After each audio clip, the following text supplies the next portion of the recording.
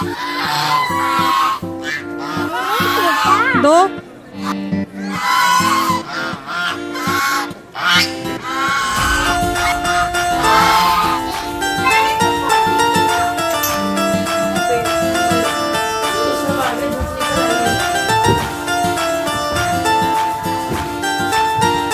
अस्सलाम वालेकुम जी, welcome back to my channel. कैसे हैं आप सब? उम्मीद है सब खैरियत से होंगे। अल्लाह का शुक्र है हम सब भी बिल्कुल ठीक हैं, खैर आफियत से हैं। अल्लाह ताला आप सबको अपनी हिफ्ज़ ईमान में रखे, जहाँ भी रहें खुश रहें, आबाद रहें। अगर आपने अभी तक मेरे चैनल को सब्सक्राइब नहीं किया तो काइंडली कर दीजिए, बेल आइकन को भी प्रेस कर दीजिएगा ताकि मेरी आने वाली वीडियोज़ आप तक पहुँचती रहें।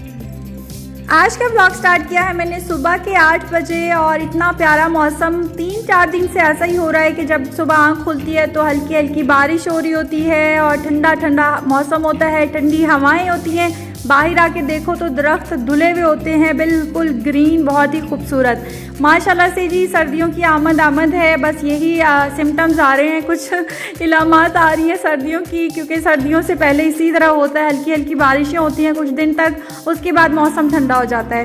मौसम को देखते हुए बहुत ही खूबसूरत सा मैडम नूरजहान का गाना याद आ रहा है मुझे, जो कि अपने ज़माने का बड़ा ही फेमस गाना था। आपने भी सुना होगा, चलिए मैं आपको सुनाती हूँ अगर नहीं सुना तो। रिम झिम पड़े फुआर, तेरा मेरा नित का प्यार। कैसा लगा आपको सॉन्ग? आप मुझे बताइएगा कमेंट करके, ठीक है। तो खैर जी यहाँ पे हम लोग नाश्ता बना रहे हैं। नाश्ते में आज बनेंगे आलू के पराठे। और कल में से क्या ब्लंडर हुआ, ब्लंडर्स ही तो हो रहे हैं, इसीलिए तो मेरी वीडियोस वायरल नहीं हो रही हैं। कल क्या हुआ कि थंबनेल पे गोभी का पराठा लिखने के बजाय मैंने आलू का पराठा लिख दिया, क्योंकि मेरे दिमाग में आलू का पराठा चल रहा था। और यहाँ पे जी मौसम की खूबसूरती को देखते हुए, ठंडी ठंडी हवाओं को देखते हुए हमने सोचा कि आज आलू के पराठे बनाए जाएं। आलू अम्मी ने बॉयल कर लिए थे फजर की नमाज के बाद, और जब मैं फिर उठी तो हम लोगों ने इसको मैश करके इसका बैटर तैयार किया। बहुत ही मज़ेदार बने थे। आप भी पूरी वीडियो देखिएगा ताकि आपको भी, अगर आपकी तरफ भी मौसम अच्छा है ना, तो आप इस तरह से अपना नाश्ता एंजॉय करें। तो बहुत ही सिंपल तरीके से हम लोग सामान बनाते हैं, लेकिन बहुत यम्मी होता है। क्यों होता है, इसमें ऐसा मैं क्या डालती हूँ जिससे खटास भी आती है, टेस्ट भी ज़बरदस्त आता है। तो आपने पूरी वीडियो देखनी है, और आलू का पराठा सही तरीके से कैसे बनाया जाता है ये भी आपको इस वीडियो में देखने को मिलेगा।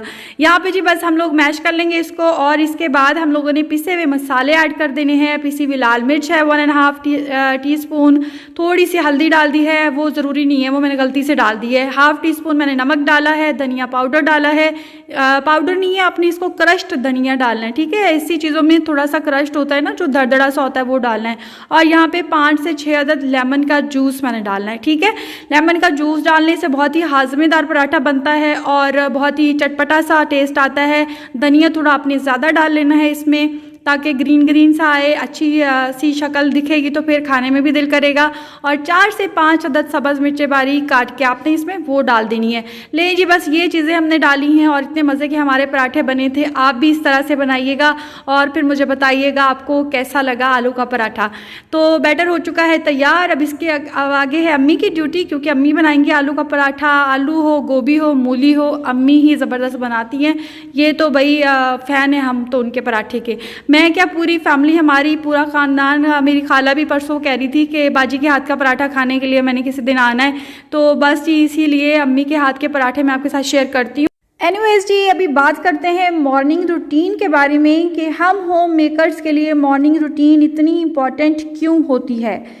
बहुत ही इम्पॉर्टेंट होती है सबके लिए, जो हाउस वाइफ्स होती हैं, जो अच्छी बीवियाँ होती हैं, अच्छी बेटियाँ होती हैं और अच्छी बहुएँ होती हैं, उन सब के लिए। तो सुबह का जो मुकम्मल और सही आगाज़ है ना, आपके पूरे दिन पे अफेक्ट करता है।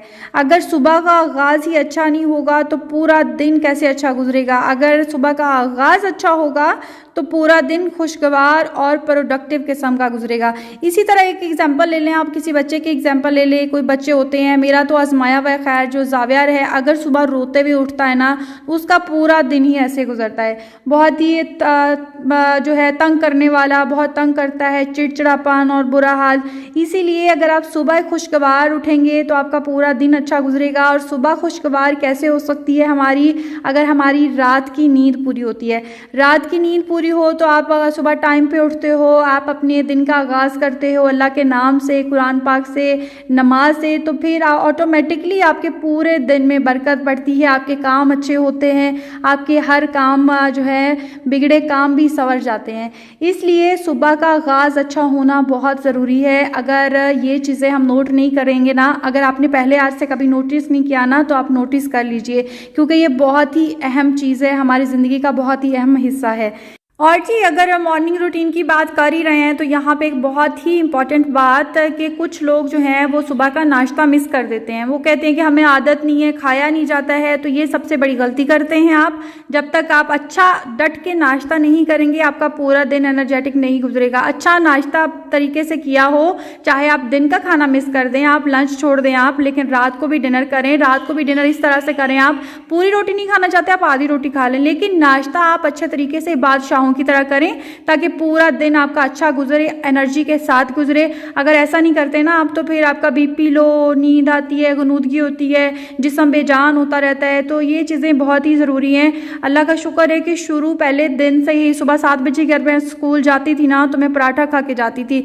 बहुत से मेरी फैमिली में ऐसे हैं, मेरे कज़न्स ऐसे हैं कि जिनको बिल्कुल भी आदत नहीं है नाश्ता करने की, सुबह ऐसे ही चले गए, वहाँ जाके कुछ खा लिया, तो उनके साथ बहुत सी प्रॉब्लम्स हो जाती हैं। तो इसलिए ये चीज़ें आप नोटिस किया करें। अगर आपने इन चीज़ों पे अमल नहीं किया ना, तो अपनी आगे जो बच्चे हैं आपके, उनके लिए ये आदत बना लें कि वो नाश्ता कराए बगैर उनको घर से मत भेजें। स्कूल हो गया, कॉलेज हो गया, यूनिवर्सिटी हो गई, तो इंशाल्लाह देखिएगा कितना फ़र्क पड़ेगा आपकी ज़िंदगी पे।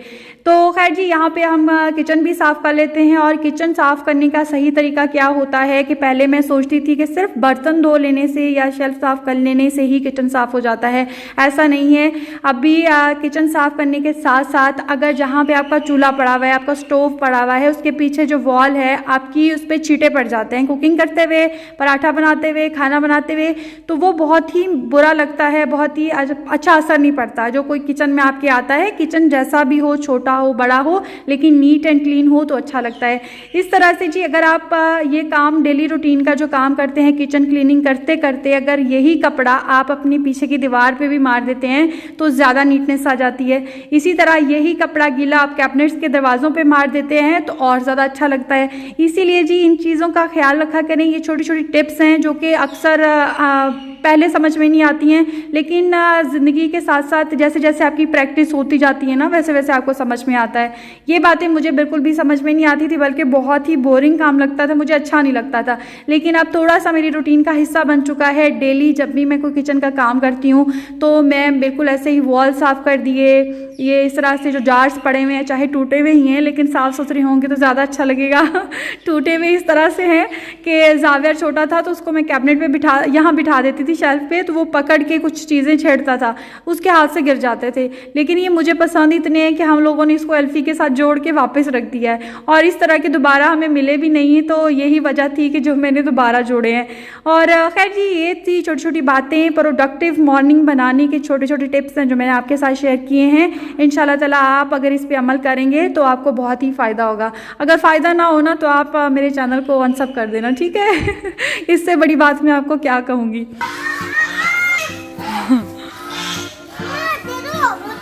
रोती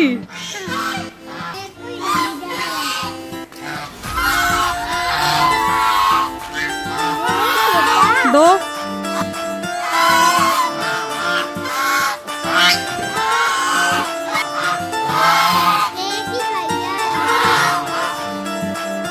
जी। तो वापस आ जाते हैं किचन में। हमारा जो है ना किचन से लेके किचन तक का सफ़र है, मुझे लगता है कि और यही तक रहेगा। मेरा ख्याल है इससे आगे बढ़ने का कोई चांसेस नज़र नहीं आ रहे हैं, लेकिन इंशाल्लाह कोशिश करेंगे कि किचन से बाहर निकल के बाहर की दुनिया भी आपको मैं दिखाऊं इंशाल्लाह ताला। तो खैर जी, यहाँ पे मैं बना रही हूँ डिनर। डिनर में आज बहुत ही सिंपल से हम चीज़ बनाएंगे, क्योंकि जो कल बिरयानी बनाई थी वो पड़ी हुई है। तो जब घर में बिरयानी पड़ी हो तो रोटी खाने का किसका दिल चाहता है, लेकिन फिर भी आदतन हम कुछ बना लेते हैं ताकि मामू को उलझन ना हो। मामू को होता है कि डेली डेली कुछ ना कुछ बनना चाहिए। इसलिए मैं जस्ट फॉर्मेलिटी पूरी करने के लिए बना रही हूँ 3 अंडों की सब्ज़ी। अंडे और प्याज बना रही हूँ, सब्ज़ी कह लें या अंडे प्याज का सालन कह लें। लेकिन हमेशा पहले आप क्या किया करें, जब भी आपने अंडा बनाना है या अंडे का सालन बनाना है तो अंडे को अलग से बाउल में डाल के उसको निकाला करें, एकदम से पैन में मत डाला करें। हो सकता है कि अंडा ख़राब भी हो, अंदर से ब्लड निकल रहा हो, तो बहुत फिर आपकी मेहनत भी ज़ाया हो जाती है और फिर वेस्ट हो जाता है सब कुछ। इसलिए पहले से मैंने निकाली है 3 अंडे, उसको फेंट लिया अच्छी तरह से। और 3 अंडे बेस्ट होते हैं ये 4 बंदों के लिए। 4 बंदों का खाना इजीली हो जाता है। 3 अदद प्याज लिए हैं मीडियम वाले और उसमें 4 से 5 अदद सब्ज़ मिर्चें काट दी हैं। दोनों चीज़ें एक साथ डालनी है हमने। और अंडे प्याज की सब्ज़ी में जिंजर गार्लिक पेस्ट बिल्कुल नहीं जाता है, ठीक है जी।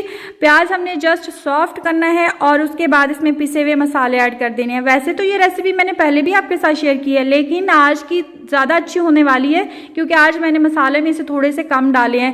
पहले मैं हल्दी डालती थी जिसकी वजह से कलर अच्छा नहीं आता था, आपने हल्दी नहीं डालनी है, ठीक है। यहाँ पे 1.5 टीस्पून मैंने डाला है सब पिसी हुई लाल मिर्चों का, 1/2 टीस्पून नमक डाला है। नमक हमेशा अंडों में कम जाता है, थोड़ा सा भी ज़्यादा हो जाएगा तो आपका खाने का दिल नहीं चाहेगा। और धनिया पाउडर डाला है और ज़ीरा पाउडर, सिर्फ ये 4 मसाले डाले हैं और मज़ेदार किस्म के हमारे अंडे प्याज रेडी हो गए थे। एक तरफ बिरयानी थी और एक तरफ अंडे प्याज का सालन था, लेकिन अम्मी को बहुत पसंद है इसलिए उन्होंने ये खाया, उन्होंने बिरयानी को रिजेक्ट कर दिया था। तो यहाँ पे हमारी मज़ेदार सी सब्ज़ी हो गई है तैयार 15 मिनट के अंदर अंदर। अब इसमें हमने जब अंडे फेंट के डाल दिए हैं तो सिर्फ 4 से 5 मिनट तक इसको हमने पकाना है, हल्की आंच पे कुक करना है ताकि अच्छी तरह से गल जाएं। तो इस तरह से हमारा डिनर तैयार हो चुका है। चाहे आप इसको लंच में खाएं, रात में खाएं, आप इसको सुबह नाश्ते में खाएं, आपको बहुत ही पसंद आएगी। उम्मीद है जी आपको आज की वीडियो पसंद आई होगी। अगर आपको वीडियो अच्छी लगी है तो वीडियो को लाइक करना मत भूलिएगा। चैनल पर नए हैं तो चैनल को सब्सक्राइब भी कर दीजिएगा। दुआओं में याद रखिएगा। मिलेंगे नए व्लॉग के साथ, तब तक दीजिए इजाज़त। अल्लाह हाफिज़।